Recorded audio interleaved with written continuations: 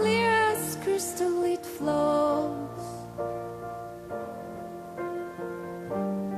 and from your throne it goes.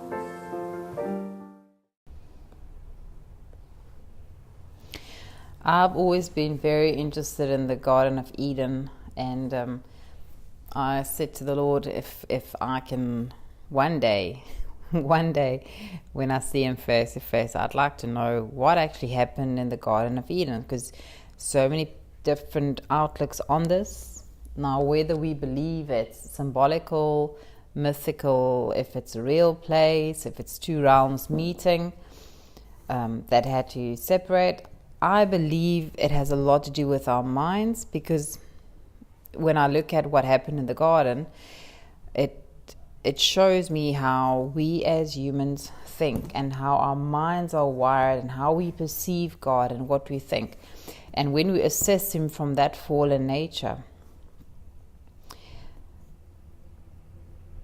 what if our minds had to be restructured to believe in the God of the Bible? So if we assess God from a fallen nature, it will lead to destruction, because we have been tricked as a human race. We believe we are separated from God. We need to work to get back to him and to be reunited with the Father, because we have this original sin, as the Bible says, that made us believe in separation. But we were never ever really separated.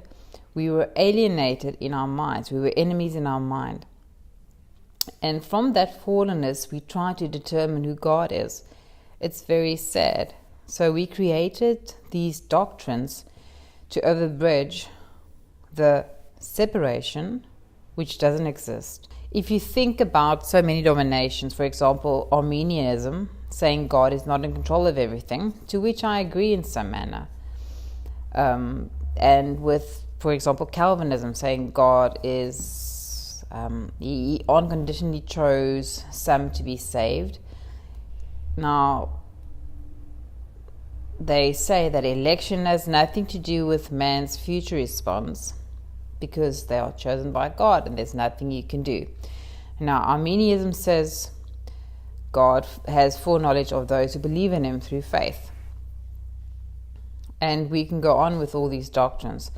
With both of these doctrines, I believe there is a problem. It took the enormity of what Jesus Christ did away. He becomes a footnote in the Bible. So, is Christ upholding everyone and everything? Is he only upholding the elect? Because who is upholding the rest? Who is upholding the Muslims, the Buddhists, the Hindus?